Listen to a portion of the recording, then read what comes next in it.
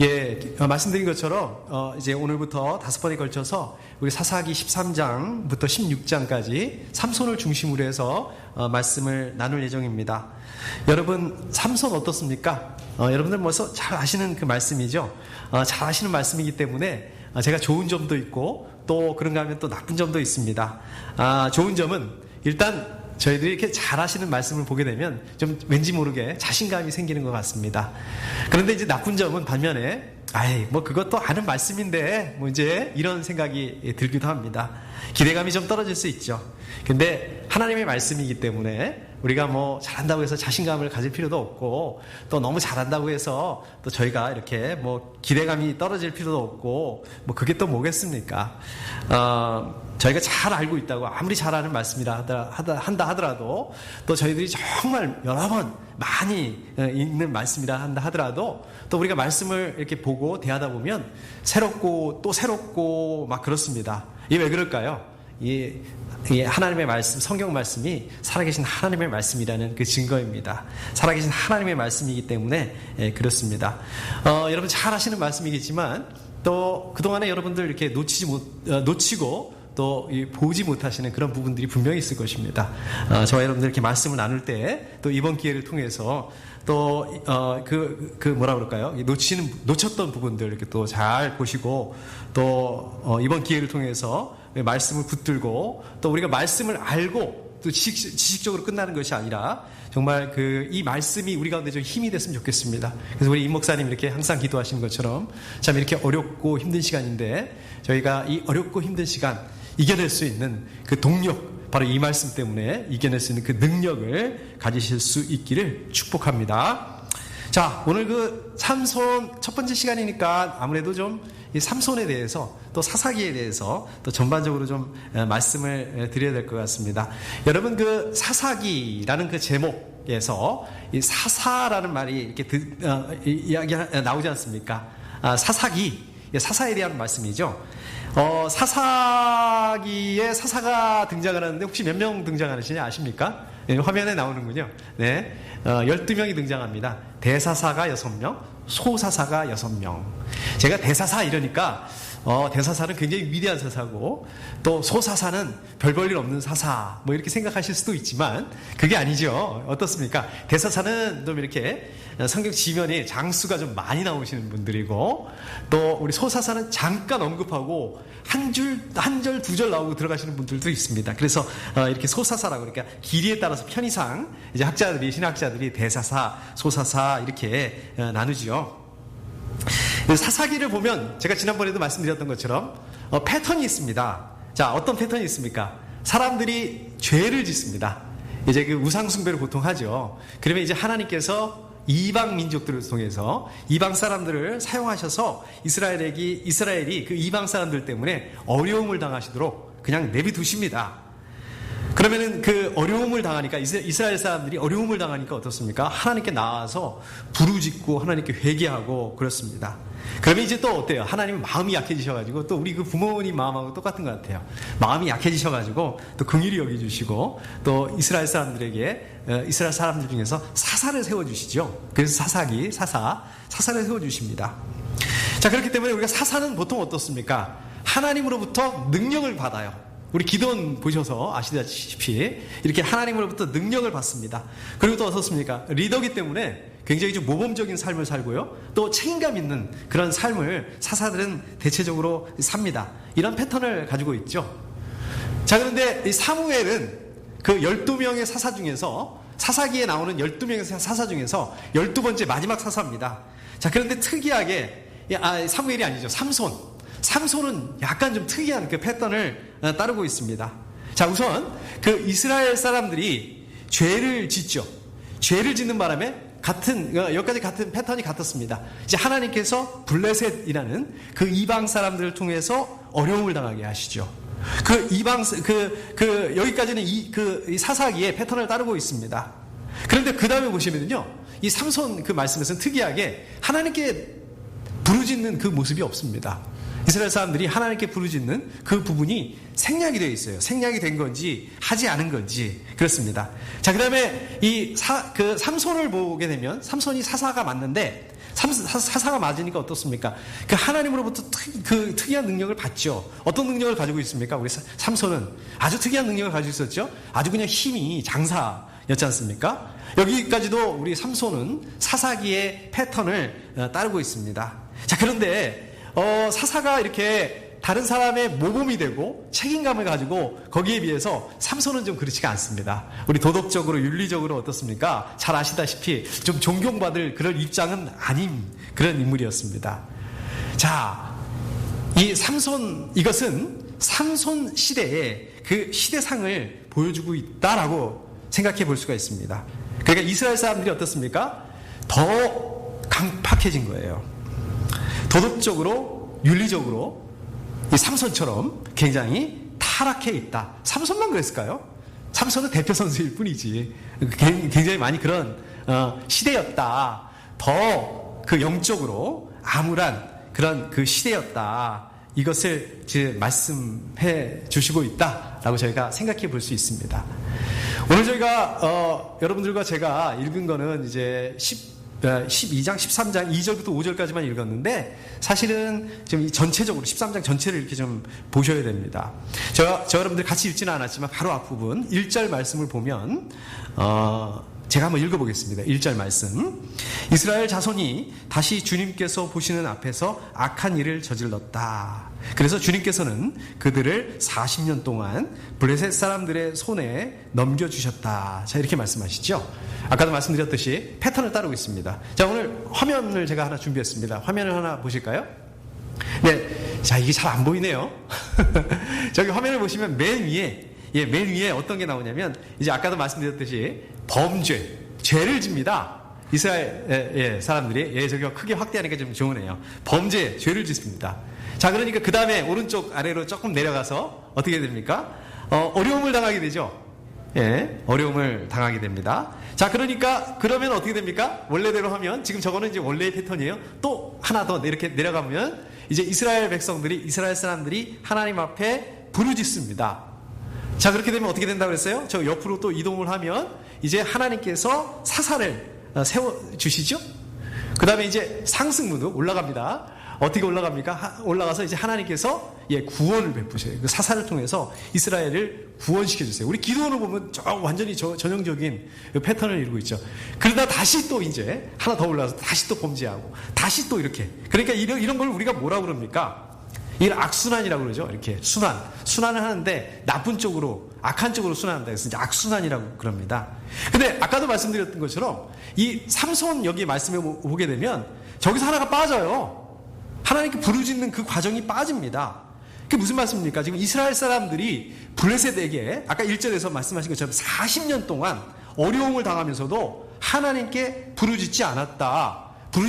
이 말씀 무슨 말씀입니까? 하나님을 찾지 않았다. 이 무슨 말씀입니까? 이스라엘 사람들이 타락이 아주 극도로 타락하게 되었다. 그러니까 그러니까 이렇게 악순환을 한다. 악순환하는 게 이렇게 뱅글뱅글 이렇게 그냥 이 상태에서 이렇게 악순환하는 이 그대로 있는 게 아니라 이 패턴이 어떻게 됩니까? 악순환을 하면서 이렇게 나선형 모양으로 점점 아래로 이렇게 떨어지는 거예요. 이렇게 도는데 돌면서 점점 나쁜 방향으로 이렇게 더 떨어진다. 떨어지는 이 모습을 말씀하고 있는 것입니다. 어떤 모습일까요? 점점 영적으로 아주 이렇게 자꾸 떨어지니까 아주 이제 회복불능의 그런 상태가 되었다. 자기들 힘으로는, 자기들 손으로는 어떻게 손 쓸 수 없는 그런 상태가 됐다. 죄악이 그냥 막 익숙해진 것입니다. 그래서 죄악이 익숙해지니까 그 다음에는 블레셋 때문에 아무리 어려워도 이 40년 동안 어려우니 얼마나 어려웠겠습니까? 1년, 2년도 아니고 40년 동안 그럼에도 불구하고 어떻습니까? 아무리 어려워도 정말 하나님을 찾지 않습니다. 아주 완악한 단계로 떨어져 버리게 됐다. 정말 그 이스라엘 사람들이 점점 하나님을 잊어버려가는 그러한 그 악순환 가운데 있었다. 그런 식으로 하나님을 잊어버리고 하나님과 관계없이 살아가고 있었다. 이 말씀입니다.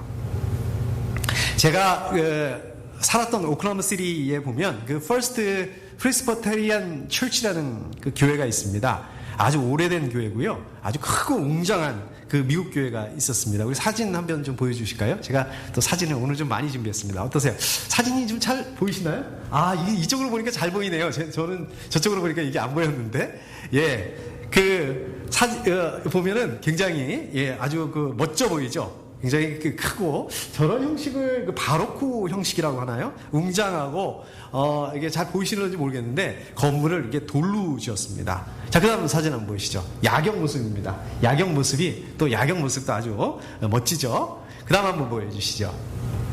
내부에는 저렇게 스테인 글라스로 해서 굉장히 크게 멋있게 지었습니다. 이제 꺼주세요. 저 교회가 이제 100년도 더 된 교회라고 그러더라고요.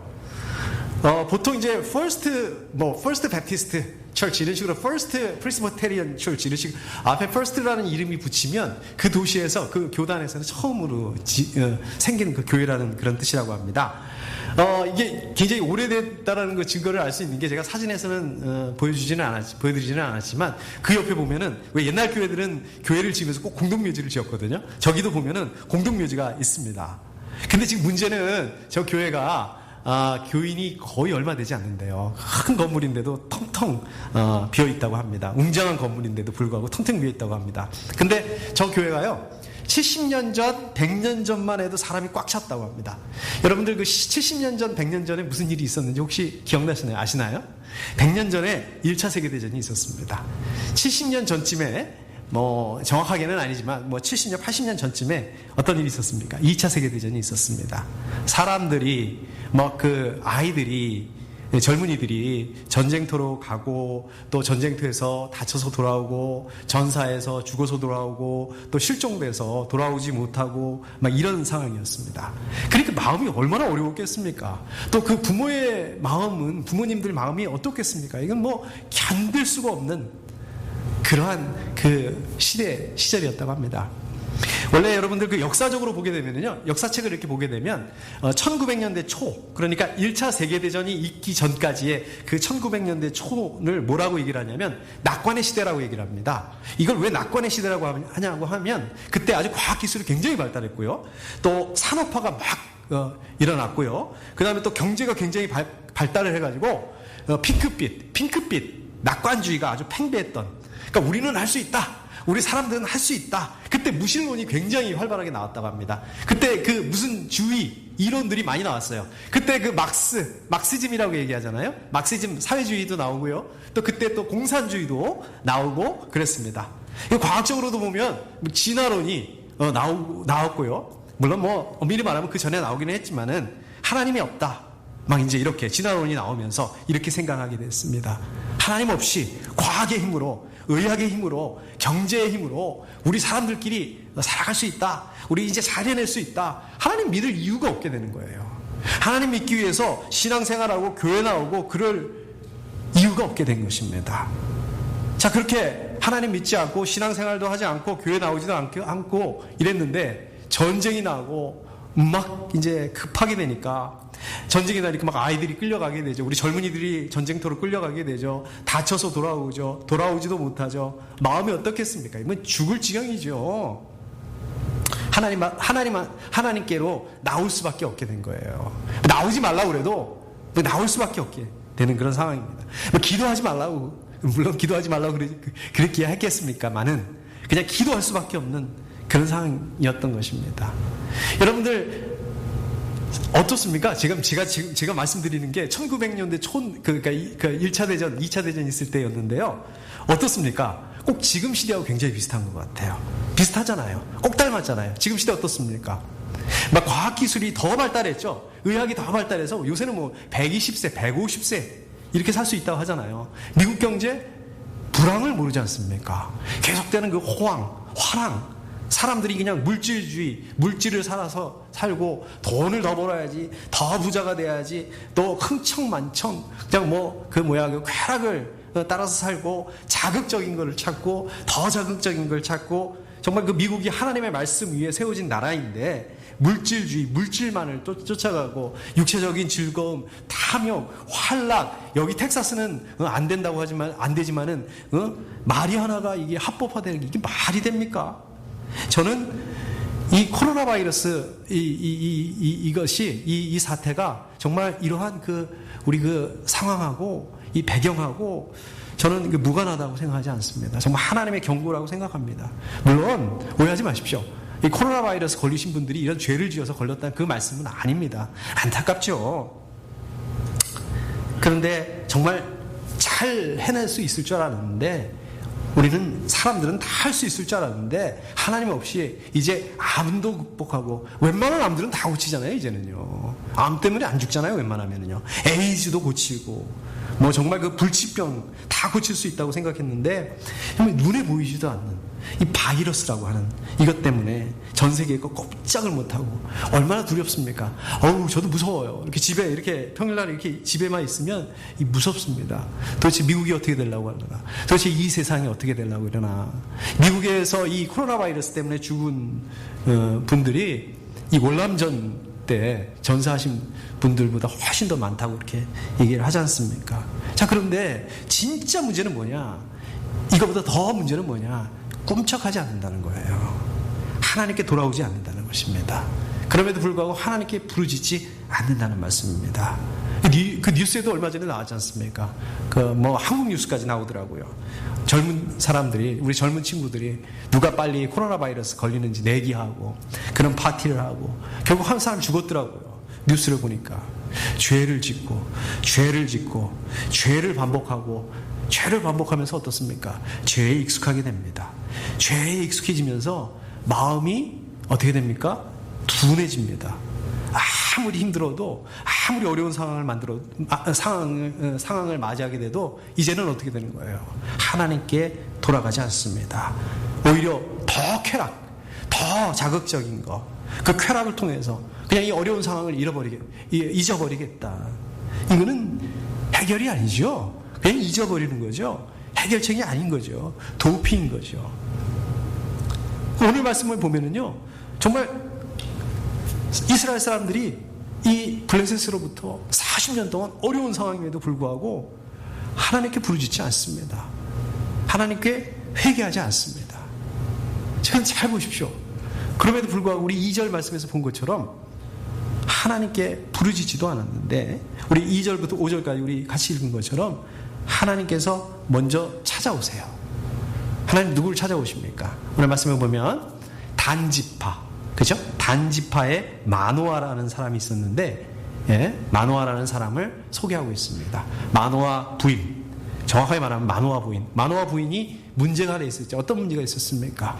이 마노아 부인이 임신할 수 없어서 자식을 낳을 수 없는 그런 상황이었습니다. 요즘 같아서는 그게 큰 문제가 되지 않죠. 아이들 일부러 낳지 않은 그런 집도 있다고 하고 또 아이들 많이 낳지 않지 않습니까? 그게 큰 문제가 되지 않습니다. 물론 요즘에도 이 아이를 낳고 싶어 하는데 아이를 못 낳아서 그것 때문에 마음 아파하고 힘들어하는 그런 가정들도 있습니다. 근데 이 힘들어하는 그 정도가 요즘의 차이하고 요즘에 힘들어하는 그 정도하고 그 삼손 그 당시에 하고는 어떻겠습니까? 이거 비교조차 할 수 없는 이 굉장히 뭐라고 그럴까요? 심각한, 그것도 부인한테 문제가 있어서 자식을 낳을 수 없다. 이거는 우리가 상상할 수 없는 아주 어렵고 아주 고통스러운 그런 그 상황이었다는 것입니다. 자, 그러던 어느 날 이제 그 마노아 그 부인에게 하나님의 천사가 마노아의 부인을 찾아옵니다. 마노아의 부인이 어땠을까요? 이제 다 포기했을 것 같아요. 이제는 자식을 낳는다. 꿈에서도 생각하지 않는 그러한 그렇게 살고 있었는데, 그냥 하루하루를 그냥 이렇게 살고 있었는데, 그냥 뭐라고 말씀하시냐면, 꿈 같은 얘기를 하시는 거예요. 네가 이제, 임신을 하고 아이를 낳을 거다. 이게 꿈일까? 현실일까? 내가 지금 잘못 들은 거 아닐까? 그다음부터 무슨 말이 들리겠습니까? 그냥 뭐라고 말하는지 들리겠어. 너무 좋아가지고. 자, 그런데 4절에 보니까 이제 하나님의 천사가 계속해서 이렇게 말씀하세요. 이제부터 제가 한번 읽어보겠습니다. 이제부터 조심하여 포도주나 독한 술을 마시지 말아라. 부정한 것은 어떤 것도 먹어서는 안 된다. 이 누구한테 말씀이에요? 이게 지금 누구한테 하는 말씀입니까? 저는 이 말씀을 여지까지 어떻게 생각했냐면, 이제 앞으로 태어날 삼손한테 그렇게 해야 된다. 앞으로 태어날 그 삼손, 나실인이잖아요. 그러니까 나실인이니까 그렇게 해야 된다. 그런 줄 알았어요. 근데 잘 보세요. 이게 마노아 부인한테 하는 말씀입니다.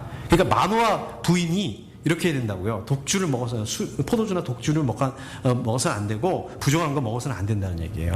물론 이 마노아 부인만 그래야 되는 게 아니라 또 우리 그 태어난 삼손도 포도주, 독주를 먹으면 안 되고 부정한 거 먹으면 안 되고 한 가지 더 있었죠. 우리 태어날 삼손은 한 가지 더 하지 말아야 될 게 있었죠. 머리를 자르지 않아야 된다. 이렇게 또 말씀하시죠. 네. 머리를 자르지 말아야 된다. 왜 그럴까요? 5절에 보니까 제가 한번 읽어보겠습니다. 그 아이는 모태에서부터 이미 하나님께 바쳐진 나실 사람이기 때문이다. 바로 그가 블레셋 사람의 손에서 이스라엘을 구하는 일을 시작할 것이다. 그렇습니다. 그러니까 나실인이다. 하나님께서 나실 사람으로 구별해서 주시는 거고, 그 다음에 이 아이를 통해서 하나님이 역사하실 것이다. 이 블레셋에서 구해 주실 것이다. 이스라엘 사람들을 구해 주실 것이다. 라고 이렇게 말씀하시고 있습니다. 이 나실 사람, 나실인이라고 하죠. 신명기 6장에 보면은 나실인에 대한 얘기가 나옵니다. 나실 사람. 나실인은 세 가지를 못합니다. 포도주나 술 같은 거 마시면 안 되고요. 또 시체를 만져서도 안 됩니다. 또 머리를 잘라서도 안 됩니다. 근데 오늘 말씀을 보게 되면, 제가 오늘 말씀을 보다 보면 한 가지 그 원리를 발견할 수 있습니다. 어떻습니까? 이 삼손, 나실인도 그렇게 해야 되지만 먼저 엄마, 내가 먼저 구별돼야 된다는 말씀입니다. 여러분들도 마찬가지죠. 여러분들도 우리 아이들 위해서 얼마나 많이 기도하세요? 우리 아이들 위해서. 예. 우리 아이들이 이 세상의 풍조를 따라가지 않고 이 세상의 문화, 이 세상의 가치관, 이 세상의 세계관을 살지 않도록 얼마나 많이 기도하십니까? 근데 그거보다 더 중요한 게 있다는 거예요. 물론 당연히 그렇게 기도하셔야죠. 근데 그거보다 더 중요한 게 있습니다. 뭐예요? 먼저 저와 여러분들이 그러한 그 하나님의 그 특별한 계시, 또 그 특별한 그 섭리 때문에 우리 자체가 어떤 사람이다? 영적인 나실 사람이다. 나실인이다. 우리 자체가 구별된 사람이다. 하나님을 위해서 구별되고 바쳐지고 또 우리 자신들이 평생 하나님 위해서 살아야 되는 그러한 사람들이다. 죄와 구별된 거룩한 삶을 살아야 된다는 그런 존재를 우리가 알아야 된다는 얘기입니다. 그것을 기억하셔야 된다는 얘기입니다. 여러분들이 나실인이라는 그러한 그 정체성을 기억하셔야 된다는 얘기 말씀입니다. 자, 이게 왜 중요한가? 정체성이라는 것은 제가 좀 어려운 말씀을 이렇게 드리는지 모르겠는데, 정체성이라는 것은 여러분들이 가지고 있는 그 가치관, 세계관, 여기다 영향을 줍니다. 또 이 가치관이나 세계관은 우리의 그 문화에 영향을 줍니다. 문화가 뭡니까? 예를 들어서 우리의 생활 습관, 태도, 생각하는 거, 이런 것들입니다. 자, 우리 화면을 한번 보여주실까요? 자, 저기 그림이 잘 보이시나요? 저기 이렇게 제일 안쪽에 정체성이 있고 그 위에 이제 가치관, 세계관, 그 다음에 맨 바깥으로 나타난 게 이제 그 문화입니다. 그러니까 사실은 우리 눈에 보이는 건 어떤 것만 보입니까? 우리 눈에 보이는 거는 문화예요. 정체성이나 세계관 같은 거는 눈에 보이지 않습니다. 왜냐하면 안쪽에 있으니까. 여러분, 문화라는 건 뭡니까? 아까도 말씀드렸던 것처럼 우리가 하나님의 말씀에 따라서 거룩하게 산다. 이건 문화예요. 우리가 세상에 그런 그 방법에 따라서 산다. 이것도 일종의 문화입니다. 눈에 보입니다. 그렇지만은 이 눈에 보이는 문화라는 거, 우리의 그 생각이나 태도라는 게 그냥 하늘에서 뚝 떨어지는 게 아니라는 거예요. 이게 눈에 보이지는 않지만, 저분들 눈에 보이지 않지만, 저와 여러분들이 우리가 누구냐라고 하는 이 정체성에서 여기서부터 시작이 된다는 말씀입니다. 저분들이 정체성이 뭐라고요? 우리는 영적인 나실인 하나님의 자녀라는 그 정체성에서 시작이 된다는 거예요. 그러니까 우리가 거룩한 삶을 살기 위해서는 어떻다고요? 우리는 영적인 나실인이다. 하나님의 정체성을 가지고 있다. 이것을 기억을 하시고 이게 흔들리지 않아야 된다는 얘기입니다. 구별된 삶은 여기서 시작이 된다. 하늘에서 뚝 떨어지는 것이 아니다. 우리 아이들도 마찬가지입니다. 우리 아이들이 세상 풍조를 따르지 않고 또 이 세상을 따라서 살지 우리 아이들이 이 세상에 살아야죠. 이 세상에 살지만은 이 세상의 방법, 이 세상의 그런 꼼수, 이 세상의 그런 편법 이런 것이 아니라 좀 이런 데서 좀 분리돼서 거룩한 하나님의 말씀대로 살아갈 수 있는 그런 방법은 무엇이냐? 우리 아이들이 하나님의 자녀, 영적인 나실이라는 우리 아이들도 이러한 정체성을 가지고 있어야 된다. 그렇기 때문에 저와 여러분들이 그걸 위해서 기도해야 된다는 말씀입니다. 그렇게 기도하셔야 되는 거예요. 그거를 가지고 기도하셔야 된다는 말씀입니다. 그것을 위해서 우리 아이들 그것을 위해서 정체성을 위해서 기도하실 수 있기를 축복합니다. 저와 여러분들이 같이 읽지는 않았지만 이제 마노아 부인이 자기가 그 하나님의 천사를 만난 그 이야기를 남편한테 하죠. 마노아에게 얘기를 합니다. 당연한 수순이죠. 자기 혼자 이렇게 만났으니까, 하나님의 천사를 만났으니까 남편한테 그렇게 당연히 얘기를 했겠죠. 자, 그러니까 이제 마노아가 부인한테 그 얘기를 듣고 하나님께 기도드립니다. 자, 그러니까 이제 다시 또 하나님의 천사가 이번에도 마노아 부인에게 또 오세요. 찾아오세요. 자, 이제 마노아 부인이 하나님의 천사를 만났는데, 자, 이번에는 자기가 혼자서 그 하나님의 천사를 만나는 게 아니라 자기 남편하고 같이 이렇게 둘이서 하나님의 천사를 만나죠. 자, 그 둘이 있는 데에서 하나님의 천사가 또 다시 한번 더 말씀을 해주세요. 자, 그런데 16절을 말씀 보면 13장 16절 저희가 같이 읽지는 않았지만 이렇게 말씀하셨습니다. 마노아는 그가 주님의 천사라는 것을 전혀 알지 못하였다. 자기들이 진짜로 하나님의 그 천사를 보았으면서도 몰랐다는 거예요. 그리고 나중에 알게 되죠. 진짜 그 사람이 하나님의 천사였네? 그리고 뭐라고 얘기합니까? 22절에 보니까 우리가 하나님을 보았으니 우리는 틀림없이 죽을 것이요. 여태까지 실컷 얘기하셨거든요. 너네가 이제 아이를 낳을 거고 그 아이가 나실인으로 키워야 되는데 그 아이가 이제 나중에 블레셋으로부터 이스라엘을 구원해 줄 거다. 실컷 얘기해 줬는데 자기들이 이제 하나님의 천사를 만났으니까 죽을 거다. 죽을지도 모른다. 이런 딴소리를 하고 있는 거예요. 그러니까 오늘 말씀을 보면 어떻습니까? 지금 오늘 말씀에 등장하는 사람이 누구야? 아이를 가지지 못하는 그 마노아 부부. 이 말씀으로 시작을 하게 있는데 이 마노아 부부가 아이를 가지지 못한다. 불임이다. 이것은 상징적으로 뭘 얘기하고 있는 것입니까? 이스라엘의 불임. 이 불임 무슨 말입니까? 희망이 없는 거예요. 아이는 어떻습니까? 우리 희망이 이제 미래죠. 미래가 없는 거예요. 그러니까 지금 희망도 없고 미래도 없는 그 이스라엘에 대해서 지금 이 마노아 부부의 이 상황을 통해서 말씀하고 있는 것입니다. 마노아 부인이 하나님의 천사가 자기 문제를 해결해 준다고 이렇게 얘기를 했는데도 이 사람이 누군지를 몰라요. 하나님의 천사라는 걸 몰라요. 마노아가요, 자기가 기도하잖아요. 자기 부인한테 하나님 천사를 만났어. 그래 내가 기도할게. 그래서 기도해요. 하나님 기도 응답을 해주세요. 그럼에도 불구하고 어떻습니까? 그 기도 응답으로 다시 찾아오셨는데 그럼에도 불구하고 어떻습니까? 알아보지 못해. 이름이 뭐세요? 이렇게 물어본단 말입니다. 이게 지금 무슨 얘기일까요? 이 마노아 부부를 통해서 왜 이런 얘기를 하고 있습니까? 왜 이 말씀을 지금 하고 있는 거예요? 이게 지금 이스라엘의 모습. 이 마노아 부부만 그런 게 아니라 암시적으로 얘기하고 있는 것입니다. 이스라엘 사람들이, 그 당시에 이스라엘 사람들이 하나님에 대해서 이렇게 무지했다, 알지 못하는 그 상황을 지금 마노아 부부를 통해서 말씀하고 있는 것입니다. 하나님께서 이 마노아의 그 불임을 통해서 이 이스라엘의 그 불임 상태에 그 미래를 그러나 이제 하나님께서 그러한 그 불임 상태에 있는 그 미래가 없는 그 이스라엘에게 미래를 여시겠다. 그거를 지금 예고하고 또 이스라엘을 구원하시겠다. 이 사실을 이스라엘 사람들이 이 하나님을 알기 위해서 지금 이렇게 찾아와서 말씀하고 있는 것입니다. 오늘 말씀을 통해서. 이스라엘 사람들의 그 본질적인 사명이 뭘까요? 이스라엘 사람들은 어떤 사람이었습니까? 이 사람들은 하나님을 알아야 되는 사람들입니다. 하나님의 그 마음을 알고 하나님을 예배해야 되는 그런 사람들입니다. 그러나 오늘 그 마노아 부부를 통해서 이스라엘 사람들이 어떤 사람들이라고 말씀하고 있습니까? 하나님을 전혀 알지 못하고 하나님을 전혀 예배하지 못하고 예배하지 않고 오히려 그 시대적으로 어떻게 했다고 그랬습니까? 하나님이 아니라 이방신을 섬기며 살았습니다. 그것 때문에 40년 동안이나 브레슬 사람들에게 어려움을 당했습니다. 그럼에도 불구하고 하나님 찾지 않아요. 하나님께 부르짖지 않습니다. 하나님의 백성이라는 정체성을 잃어버리고 살아요. 방향 감각을 잃어버리고 살아요. 그냥 고통스럽고 어렵고 힘든데 그냥 그 가운데서도 하루하루를 그냥 꾸역꾸역. 무슨 얘기예요? 한마디로 아주 그냥 회복불능, 상태를 말씀하고 있습니다. 여러분, 우리 그 삼손을 보더라도 그래요. 아까도 말씀드렸죠?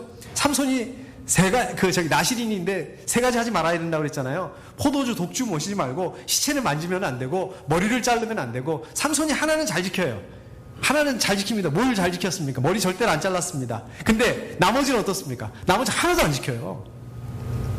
나머지 하나도 안 지킵니다. 제가 말씀을 준비하다 보니까, 아이고, 이게 우리의 모습이구나. 우리도 어떤 거는 막 그냥 거의 뭐 그냥 집착적으로 지킵니다. 근데 다른 부분에서는 안 해요. 다른 것도 골고루 잘 해야 되는데, 그거를 안 하는 게 죄라는 것 자체를 모르고 있는 경우들이 많습니다. 여러분들, 눈치채셨는지 모르겠지만, 제가 그 지난주에 설교를 하면서 아주 집중이 안 되더라고요. 집중을 못 하겠더라고요. 설교를 하면서도, 제가 무슨 말을 하는 거지? 막 이제, 그런 생각을 하면서 이렇게 설교를 했습니다. 지난주에. 뭐 여러 가지 이유가 있었습니다. 지난주에 우리 인터넷이 안 됐잖아요. 교회 인터넷이 처음으로 그렇게 안 된 적은 처음이었습니다. 정말 당황스럽더라고요. 그래서 뭐 온라인 예배, 우리 온라인으로 지금 예배를 많이 드리시는데, 우리 생생가족들 온라인 예배를 많이 드리시는데, 이거 얼마나 힘드실까? 막 이런 생각이 그냥 계속해서 머릿속에서 도는 거예요. 다행히 우리 전사님이 그 라이브 톡으로, 여러분들 그 눈치채셨는지 모르겠는데, 이 핸드폰 갖다가 그걸 찍어서 이렇게 보냈습니다. 집중이 안 되더라고요, 제가. 또 한 가지 일이 더 있었습니다. 지난주 중이 아니죠. 지지난주 중에 저희 가정이, 한 가정이 저희 교회에 합류하시겠다고 찾아오셨어요. 저를 찾아오셨어요. 그 지지난주에 이렇게 평일날 사무실에 있는데 찾아오셨어요. 아주 적극적으로 얘기하시더라고요. 또 뭐 식사하자 그래가지고 그냥 그날 저녁에 얼떨결에 뭐 식사까지 했습니다. 내심으로 굉장히 기뻤어요. 내심으로 굉장히 기대를 많이 했습니다. 당연히 지난주에 오실 줄 알았죠, 예배에. 근데 예배를 시작했는데도 안 오셔?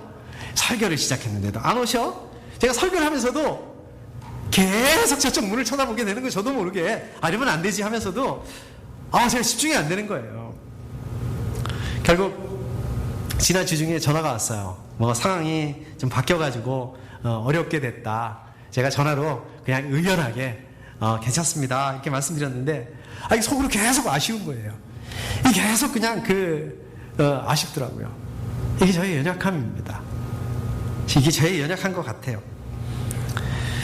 제가 지난주 중에 책을 또 이렇게 얇은 책이긴 하지만 세 권을 읽었습니다. 우리 교회 가는 책을. 요새 교회 가는 책을 많이 읽습니다. 근데 그 교회에 대해서 말씀을 하는데, 하나같이 거기서 그 책에서 얘기하는 게 뭐냐면, 하나같이 교회에서 중요한 거는 뭐냐면, 교회 건물을 잘 짓고 또 어떤 그 전도 전략을 잘 짜고 이런 것이 중요한 게 아니라, 물론 그것도 중요하죠. 그렇지만은 근본적으로 정말 그 예배, 하나님이 영광 받을 수 있는 예배를 드릴 수 있어야 된다. 이게 제일 중요하다. 또 교제가 중심이 되는 그런 하나님 말씀으로 뭉친 그러한 그 공동체를 만들 수 있어야 된다. 이게 제일 중요하다. 교회 부흥은 영적인 그런 열매로 그렇게 되면 자연스럽게 따라오는 거다. 이렇게 말씀하시더라고요. 맞는 말씀이죠. 당연한 것 같지만 맞는 말씀이에요. 근데 어떻습니까? 저만 그럴까요? 우리 교회만 그렇습니까? 그 본질이 예배, 공동체 만들고 또 우리 교제. 근데 저처럼 어떻게 하면 이게 사람들을 이렇게 끌어올 수 있을까? 또 그게 안 되면 막 실망하고 참 부끄럽더라고요. 이게 마치 삼손이 하나는 잘 지키는데 나머지는 그냥 뭐 한 것처럼 참 그런 그 모습이 아닌가. 또 뭐라 그럴까요? 어떤 그 거창한 이제 이런 것들만 바라보고, 물론 알죠. 이론적으로는 교회 본질에 우리가 충실해야 된다. 오늘 말씀에서 이렇게 보게 되면 하나님의 천사 마노아 부인에게 오셔서 아까도 말씀드린 것처럼 아들을 낳을 거라고 그래요. 3절에 보니까 제가 다시 한번 그 부분 읽어보겠습니다. 내가 지금까지는 임신할 수 없어서 아이를 낳지 못하였으나 이제는 임신하여 아이를 낳게 될 것이다. 무슨 말씀입니까? 이제 이 두 부부의 그 수건, 아주 정말 어땠을까요? 얼마나 마음이 어려웠겠습니까? 정말 자다가도 그것만 생각하면 힘들었을 것 같아요. 근데 그걸 해결해 주시겠다고 얘기를 하시는 거예요. 이제 더 이상 안 될 거라고 생각했던 우리 힘으로는 더 이상 안 되는구나. 그걸 해결해 주시겠다는 거예요. 자, 44절에 보니까 제가 다시 한번 읽어보겠습니다. 이제부터 조심하여 포도주나 독한 술을 마시지 말아라. 부정한 것은 어떤 것도 먹어서는 안 된다. 아까 말씀드렸죠? 이거 누구한테 얘기한 거라고요? 마노아 부인이 이거 하지 말아야 된다라고 얘기를 한 거예요. 마노아 부인은 그렇습니까? 어떻습니까? 이거만 안 하면 돼요. 독한 술 먹는 거 이거만 안 하면 돼요. 부정한 거 먹는 거 이거만 안 하면 돼. 이거만 잘 지키면 됩니다. 마노아 부인이 자기가 할 수 없는 거 막 어떻게 내가 애를 가져야 될까? 어떻게 하면 자녀를 낳을 수 있을까? 어떻게 하면 이 블레셋의 압제를 받고 있는 이스라엘을 구할게? 이게 아니라는 얘기예요. 그거는 하나님께서 하실 것이라는 거예요. 근데 우리는 어떠냐고요? 우리도 보면, 저도 보게 되면 우리가 해야 될 영역이 있습니다. 우리가 최선을 다해서 준비하고 최선을 다해서 해야 될 그 부분이 있는데 이건 당연하다고 생각을 하고 어디에만 신경을 쓰고 있습니까? 하나님의 영역. 근데 그게 안 되니까 실망하고 안타깝다 그런다는 거예요. 말씀을 정리하도록 하겠습니다. 여러분들 삼손 아까도 말씀드렸던 것처럼 잘 아시죠? 잘 아는 사람입니다. 저 여러분들만 잘 아는 게 아니라 우리 하나님 믿지 않는 사람도 삼손하면 아마 알 거예요. 여러분들 삼손하면 뭐가 제일 먼저 떠오르세요? 제일 먼저 떠오르는 게 어떤 이미지입니까? 아까 제가 우리 전사님한테 또 우리 하목사님한테 여쭤봤더니 긴 머리가 떠오른다고 그래요. 저도 긴 머리가 떠오릅니다. 또 떠오르는 게 있죠? 삼손하면 또 특징이 하나 있죠? 아까도 말씀드렸던 것처럼 삼손 아주 힘이 센 장사죠. 자, 그럼 그 힘이 어디서 나왔을까요? 그 엄청난 어마어마한 힘이 어디서 나왔을까요? 그 긴 머리에서 나왔을까요? 하나님이 주신 걸까요? 긴 머리에서 나왔을까요? 하나님이 주신 거죠. 맞습니다. 이건 하나님이 주셨습니다. 그런데 이해할 수가 없는 부분이 나중에 오늘은 아니지만 나중에 삼손이 이제 블레셋에게 이렇게 붙잡히잖아요. 블레셋 사람들이 힘의 근원이 이 긴 머리라고 생각하고 머리를 잘라버립니다. 그러니까 진짜 힘을 잃어버리잖아요. 그리고 어떻습니까? 나중에 그냥 힘이 없어져 버리니까 블레셋 붙잡혀가지고 눈을 뽑아버리잖아요. 블레셋 사람들 삼손 눈을 뽑아버리잖아요. 저 그러면은 그 긴 머리하고 관계없다라고 그 힘이 긴 머리에서 나온 거 아니다라고 말하기가 좀 힘든 거 아닙니까? 자, 16장 22절에 보면 이런 말씀이 있습니다. 제가 한번 읽어보겠습니다. 16장 22절. 그러나 깎였던 그의 머리털이 다시 자라기 시작했다. 그러니까 삼손의 그 힘이, 어마어마한 힘이 사실은 하나님으로부터 나오는 건 맞습니다. 근데 삼손의 그 이야기를 보면, 내러티브를 보면 이게 긴 머리에 대해서 계속해서 얘기를 하고 있어요. 긴 머리를 중심으로 해서 마치 관계에 있는 것처럼 계속해서 이렇게 끌고 가고 있습니다. 자, 그러나 그 힘은 하나님으로부터 나오는 게 맞습니다. 자, 그렇다면 그 긴 머리는 뭐냐? 왜 굳이 그 머리털이 깎이니까 힘을 잃어버리다. 하나님으로부터 오는 거라면 머리털 깎여도 하나님 힘 주시면 될 거 아닙니까? 또 하나님 나중에 또 다시 쓰실 거면 머리털이 자라야 될 이유가 없지 않습니까? 왜 그 16장 22절에서 머리털이 다시 자라났다, 왜 이 말씀을 하고 있는 걸까요? 자, 삼손에게 있어서 긴 머리는 어떤 뜻일까요? 삼손에게 있어서 긴 머리는 하나님의 은혜입니다. 하나님의 은혜를 삼손에게 보여주시는 거예요. 하나님의 은혜 보이지 않지 않습니까? 하나님의 은혜를 삼손이 볼 수 있게 해주는 거예요. 삼손, 자기도 알죠? 힘이 세잖아요. 그게 네 힘이 아니라는 거예요. 삼손 본인의 힘이 아니라 그게 하나님으로부터 주시는 거다. 하나님께로부터 온 거다. 뭘 통해서 한다고요? 긴 머리. 긴 머리를 통해서 알죠. 삼손도 알죠. 이거 하나님 주신 거라는 거를. 근데 어떻습니까? 잊어버리죠. 우리도 그러잖아요. 하나님의 은혜입니다. 그러니까 또 어떻습니까? 막 내 자랑하고. 근데 긴 머리를 볼 때마다 이게 리마인드 된다는 거예요. 긴 머리 볼 때마다 그렇지, 이건 하나님부터 온 거지. 긴 머리는 하나님의 은혜. 이 삼손의 능력이 내 능력이 아니다, 하나님의 능력이다. 이게 하나님의 은혜로 주신 거다라는 것을 기억하게 만드는 그런 도구였다. 우리도 있습니다. 우리도 긴 머리는 아니지만 이렇게 우리 자신이 삼손의 긴 머리처럼 하나님의 은혜를 기억하고, 이게 내 능력이 아니지, 이거 하나님이 주신 은혜지 기억하게 하는 게 있습니다. 여러분, 그게 뭔지 아십니까? 우리 주변에 있습니다. 고난입니다. 어려움입니다. 우리 고난하고 어려움은 어떻습니까? 힘들어요. 피할 수만 있으면 피하고 싶어요. 저도 그렇습니다. 그러나 이 고난과 어려움은 우리 안에 반드시 있어야 된다는 얘기예요. 왜? 그것을 통해서 하나님의 은혜구나, 우리가 이렇게 존재하는 자체가 하나님의 은혜구나, 하나님 때문이구나 라는 것을 우리 가운데 리마인드 해주기 때문에 그렇다는 말씀입니다. 오늘 말씀에서 보면 이스라엘 사람들 하나님을 찾지도 않습니다. 하나님을 부르짖지도 않습니다. 근데 어떻습니까? 하나님이 먼저 하나님의 백성 이스라엘 사람들 구하시려고 계획을 다 세워놓으세요. 벌써 삼손에 대해서 다 준비해 놓으세요.